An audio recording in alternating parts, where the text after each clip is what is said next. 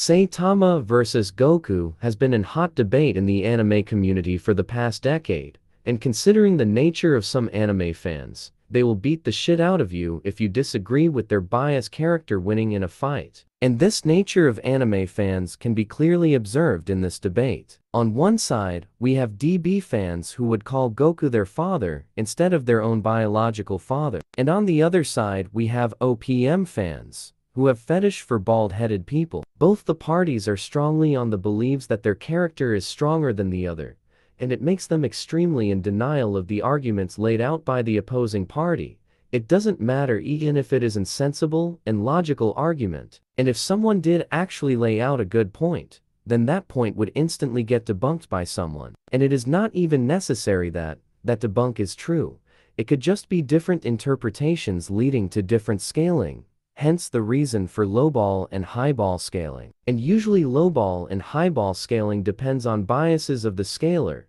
So if a person is biased towards DB, then he or she will upscale DB to the highest lengths, to the point of even overwanking them to unimaginable lengths. And if a person has biases against DB, they would downplay the verse by downscaling the characters and cosmology to lowest possible lengths. And in anime community, mostly people have biases to or against characters that they scale. So these kind of scaling are mostly present in every single debate. So, now that I have rambled that much, I think I should actually talk about the topic, instead of insulting anime fans anymore. Firstly, let's talk about this from scaling perspective along with timelines. On June 2012, One Punch Man began publication in Viz Media's weekly Shonen Jump, and it quickly jumped in the ranking based on popularity, and with the introduction of Bor-O's in Alien Conqueror's arc, Saitama's small portion of power was revealed, and his limitless potential was first revealed then, with Bor-O's mentioning about him sensing no limits to his powers. And due to that feat of Saitama casually dispersing clouds in triangle shape of the surface of the earth which could be viewed from space,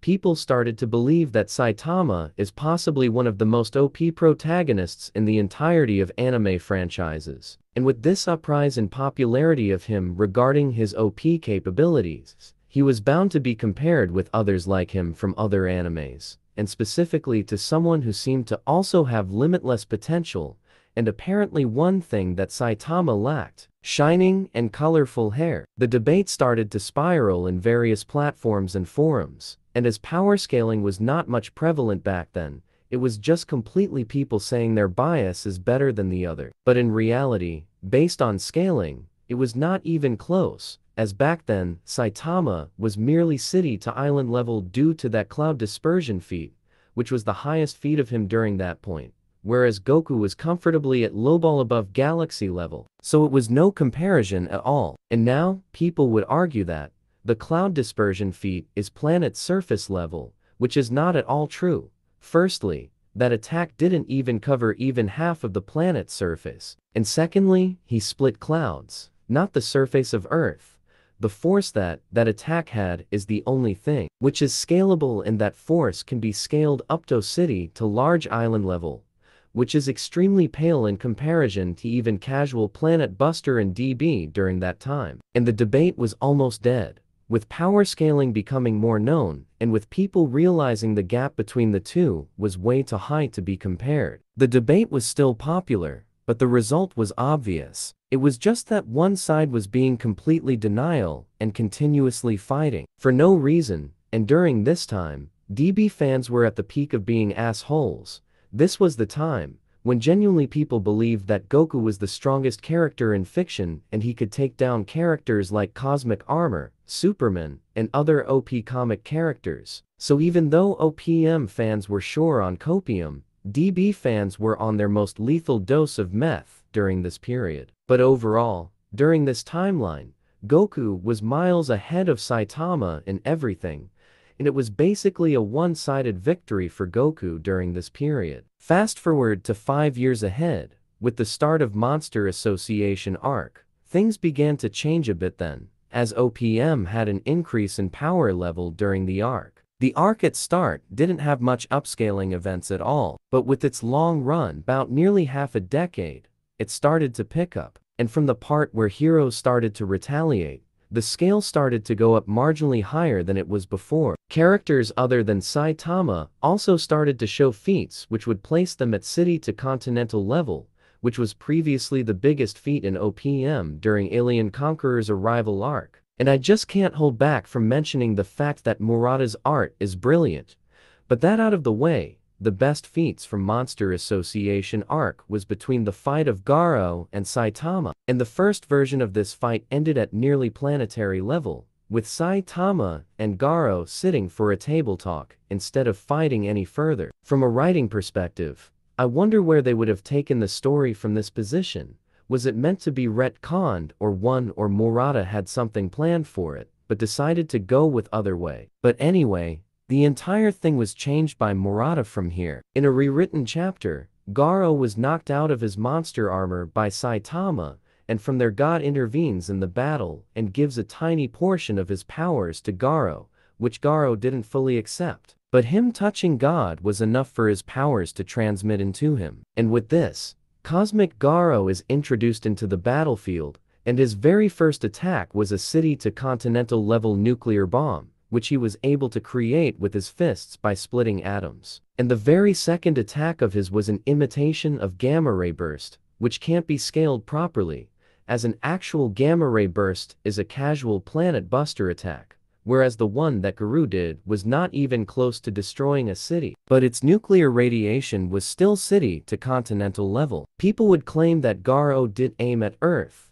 or Garou did use it at its full potential, but neither of the statements are true, as firstly, gamma ray burst even from light years away could destroy the entire planet with radiation. If you know anything about astronomy, you would know about that. So a gamma ray burst which would have been emitted from Earth would have vaporized and intoxicate the entire surface of the Earth in split seconds, killing the entire population instantaneously. And the argument that Garou didn't use it at full potential, and he was holding back purposely, and all are just what-ifs, and not definitely true. And also, it is based on assumptions with no base, so it is just fallacy which hinders proper scaling. And Garou also states a statement regarding him possessing the knowledge of flow of universe, which people used to claim that he is universal, which is plain dumb. I don't even need to elaborate it. Garou's copy ability was also wanked to the utmost limit by saying he can copy any and everything,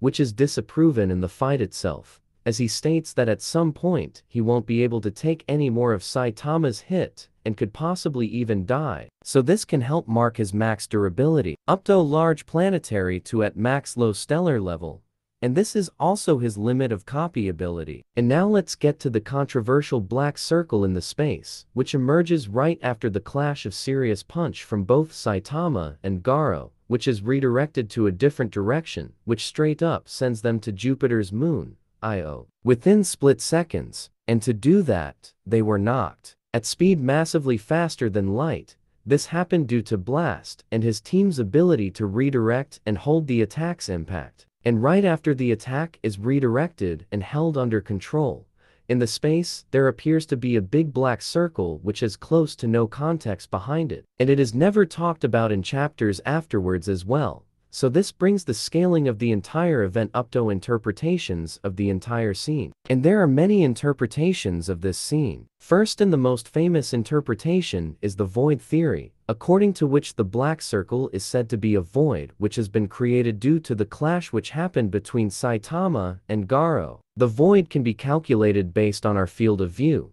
and from our naked eye we can see till Andromeda galaxy. So if we were to consider the Andromeda as the edge of the void, then we can say that the gap from the start of our point of view till the Andromeda is the size of the void. So the size of the void created is at least high stellar level, and at max, at cosmic level. It's not 100% precise, but it either was able to destroy thousands of solar systems or more than 50 galaxies, based on the calculations based on human limit of vision. And note this is based on human vision, so it could be higher than just 50 galaxies by a great margin. We just don't have proper measure to calculate it with 100% surety. So if this feat is considered legit, then from the very start of the fight, Garou and Saitama both were cosmic level, which I do not agree with, as I think this theory is both senseless and illogical, and there are reasons for it. Firstly, things don't work like that in space.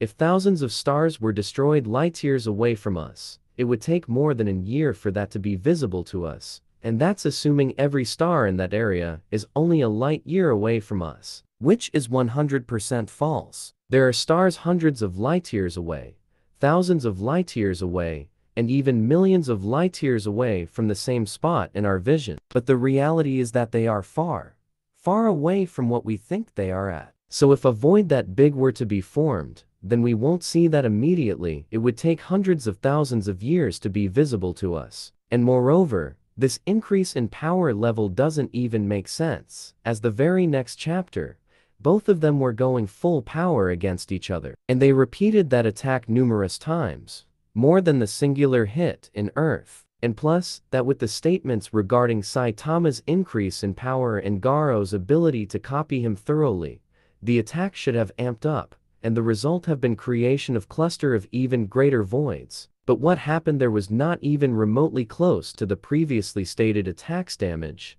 The entire fight was subsided inside the solar system and mostly near large planetary level, as the feats like destroying Io with 2 fingers and sneezing Jupiter's surface all only adds up to large planetary. So all in all, the void theory doesn't make sense at all. It is not consistent with the events which happens before and after its occurrence. It is not logical in a scientific sense, whereas OPM sometimes actually tries to do so, even though in a theoretical and comical way. So to my knowledge, the only logical and sensible theory for this entire situation is the light-bending theory. So according to this theory, the reason for creation of this black circle is Blast's attempt to holding the impact inside his gate was a failure. So the next plan he had was to redirect it away from Earth. And with the help of others of his team, who assume also have ability to manipulate space-time, Blast managed to form a gravitational pressure around the attack. And with the pressure, he funneled the massive attack into a different direction by beaming it, little by little, until the attack is completely redirected and held inside the gate. Once it gets to a controllable and small amount, and as gravity is involved here, and as gravity is able to bend everything including space-time and light as well, it bent the light around that specific area and sent it along with the redirected beam, hence causing an area with presence of no light. And as there is no light traveling in that area, we can't see anything around that area, as the light which traveled from the stars to us has been redirected to a different spot, or it was sealed along with the remnants of the shrunken attack into the gates which Blast tried to seal the attacks into, hence causing absence of light in that area, which according to my knowledge, is the best interpretation of what happened in this scene. And if you watch the manga panels and listen to what I said back, then maybe you would get it, but this is still an interpretation, not 100% sure that this is true, but yet makes some sense. Unlike void theory, there is one more theory which states that the black circle is actually the dark side of moon, which is covered up on purpose. And that is also somehow sensible, as few panels before we can see during the time where the laser beam was being redirected,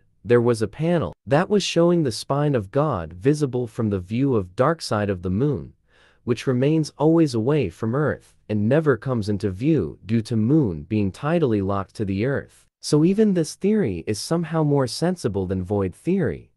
But all of these are interpretations, and as this panel lacks context, based on what you believe to be true, any of them can be considered, but consider them logically. So now, let's move on to some other change. Let's talk about some of the speed feats. The recoil from Earth to Jupiter was extremely quick.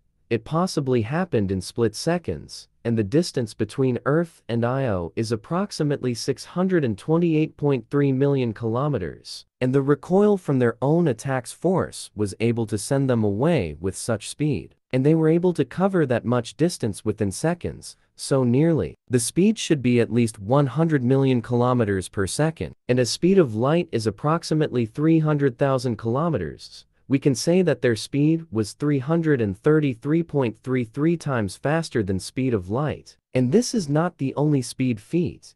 If you consider Garou's portal to be able to grant him infinite speed through hacks, then Saitama would be considered eligible for infinite speed as well, as he was able to catch up with Garou with just raw speed and no hacks. Bro just entered inside Garou's portal. Imagine being so fast that you get inside the portal of the creator of the portal along with him the moment he created and entered that portal.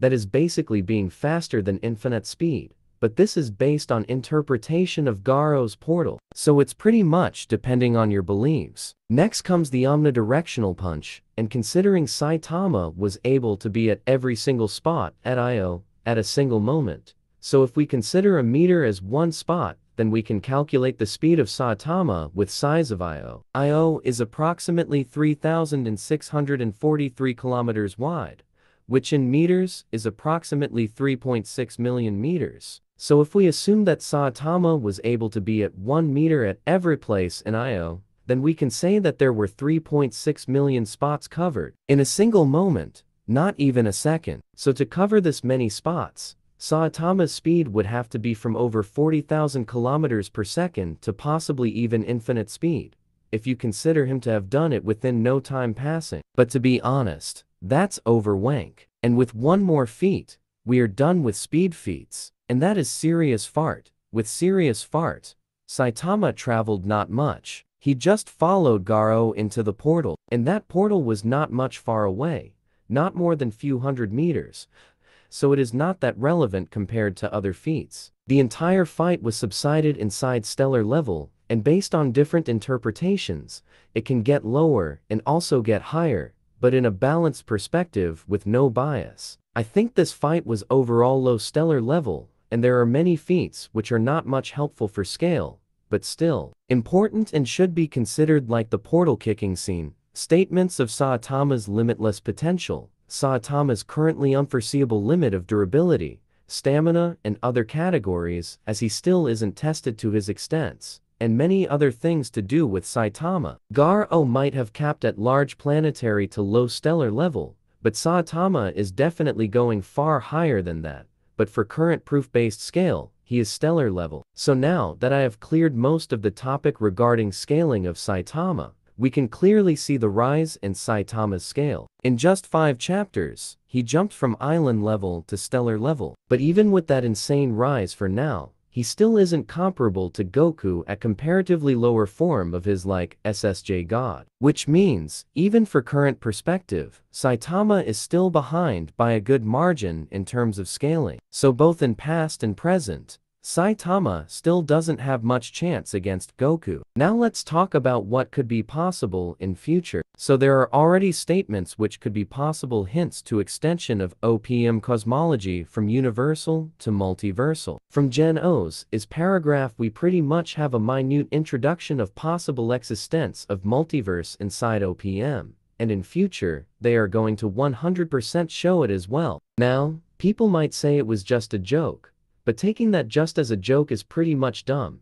It is like ignoring blindly obvious foreshadowing laid by the author. And plus that the entire thing with Blast Galactic Federation thing, Saitama seeing different timelines and time travel being possible, and also God's introduction and further role will firm the existence of multiverse in future. Plus that, Blast is said to be able to manipulate space-time in one of the chapter. So to top that, God must have reality-bending abilities, and Saitama would have to go full-on Looney Tunes mode to defeat God. All in all, I think the fight is bound to be universal to multiversal in scale, and with future details, it could go higher or lower in scale, which is completely on Murata, and one which I think they would handle properly. In future, this debate could be close, but for now, I can't say with surety, but I would go with Saitama in future debates against Goku, which is just a prediction for now.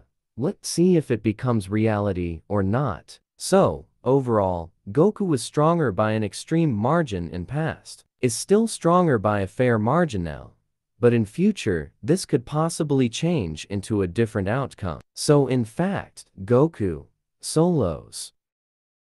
We talked about power scaling till now, but now let's talk. What if an actual battle were to happen between both of them?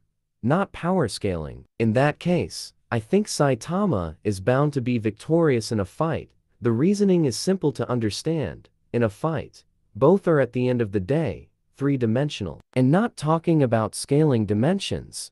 I am talking about their overall existence. He was born a three-dimensional being and is still capable of being affected by three-dimensional attacks like physical punches and other attacks. So it shows that he is still vulnerable and not invincible to these types of attacks. For sure he is currently on higher level than Saitama, but that's not the point I am trying to make here. At one side, we know Goku has vulnerability, and also he can die, as we have seen countless times in Dragon Ball already. But unlike Goku, we are not much sure about Saitama's vulnerability. Till the current chapters, we have not seen Saitama being pushed even close to his limits of stamina, durability, and other stats based on endurance, which could portray a character's limits. So all we have for his current stats are unstable and extremely volatile. So every stat is just assumption, so scaling him for now is purely based on assumptions. Even his strength, speed,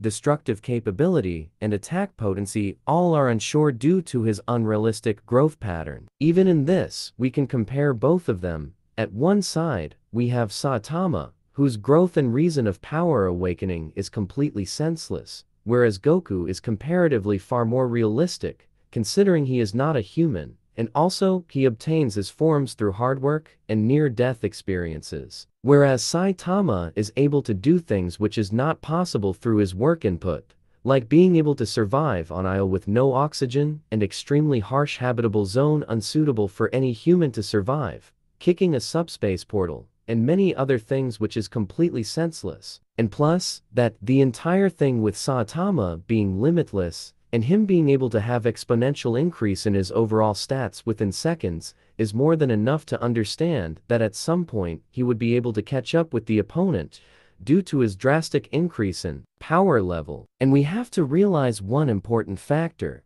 that DB has been around for nearly 4 decades, whereas OPM has only been around for 1 decade. So comparing them currently is kind of like comparing baby Mike Tyson with 26-year-old Jake Paul in a fight. Obviously Jake Paul would win, as Mike Tyson is still a baby. I mean, he should win against baby Mike. I do hope that I am right on this one, cause you can't be 100% sure. Maybe even baby Mike can beat the living shit out of Jake Paul.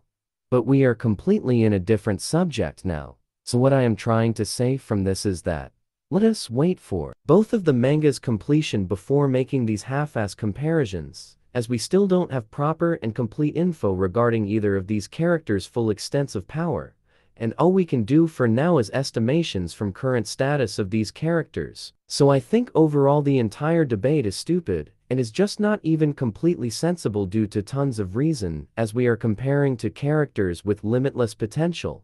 One changes hair color and gets stronger when pushed to their limits, and the other pulls random shit out of their ass in attempt to defeat the other. So according to me, a realistic outcome of a fight between them actually taking place would be them shaking hands with each other and becoming friends. That's the most sensible, realistic, and logical outcome of this popular confrontation. If you watch this entire video, then damn, you are a sad individual to be hearing a miserable AI bot speak nearly for 20 minutes straight and be entertained from that. But at least you have my respect, as you are unlike those who fast forwarded till here instead of watching the whole video. So hats off to you, you're a real one. But now, get your ass up and do something else, except for watching YouTube lying on a sofa or bed, and do something productive or get jump scared.